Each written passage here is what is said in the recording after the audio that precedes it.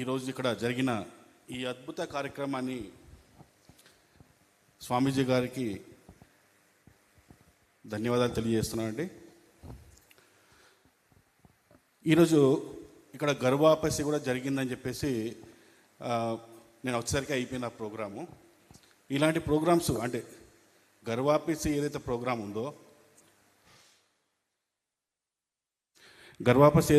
ఉందో ఇలాంటి ఇంకా చాలా జరగాలి.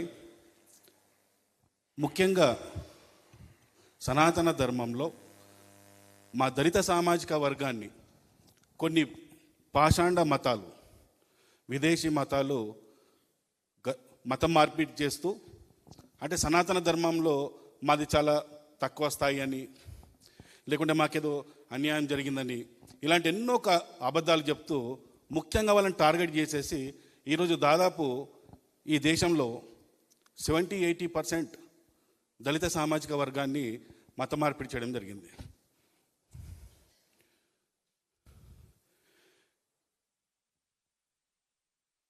ఈ మత మార్పిడి మూటాను మేము ఆల్రెడీ ఇక్కడున్న అందరం కూడా గట్టిగా ఎదుర్కొంటున్నాము, ఖచ్చితంగా ఇంకా ఎదుర్కొంటాము. ఈ కార్యక్రమం ద్వారా స్వామీజీ గారు మాకు ఇచ్చిన ఇది సన్మానం కాదు, ఇది మాకు బాధ్యత ఇంకా మాకు మీద పెరిగినట్టు మేము భావిస్తున్నాము. ఇంతకుముందు సోదరి ఒక మాట అన్నారు, మేము ఈ కార్యక్రమం చేస్తున్నప్పుడు చాలా భయంకరమైన శక్తులతో మేము పోరాడుతుంటాం.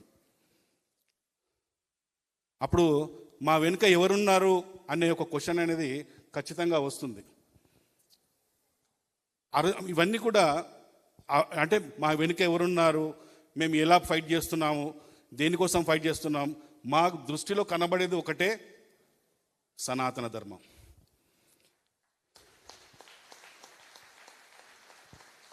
మనకు ఈ కులాలు అనేవి ఎలా పుట్టావో నాకు తెలియదు, కానీ నా సనాతన ధర్మంలో దళితుడినైనా నేను చెప్తున్నా, నా సనాతన ధర్మంలో కులం అనేది లేదు. మరి ఎక్కడికి వెళ్ళి వచ్చినాయి కులాలు?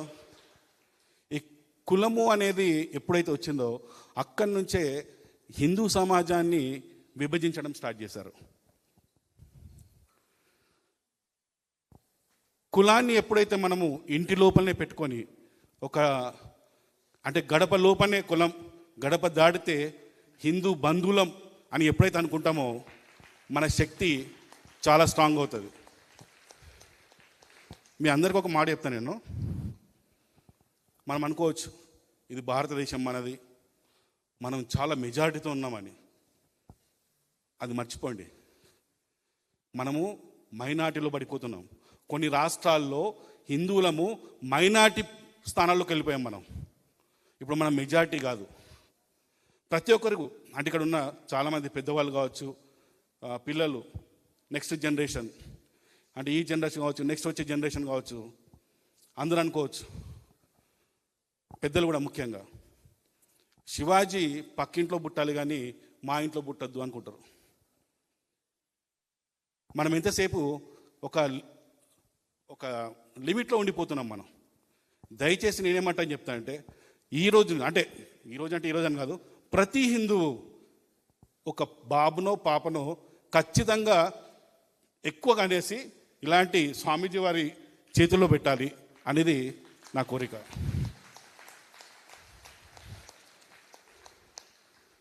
ఈ స్వామీజీ ఈరోజు జరిగిన ఈ సన్మానం వల్ల కావచ్చు, లేకుంటే మాకు ఇచ్చిన అదనపు బాధ్యత ఇది తీసుకొని ఖచ్చితంగా మేము మా ధర్మం కోసం ఇంకా స్ట్రాంగ్గా పనిచేయడానికి సిద్ధంగా ఉన్నాం.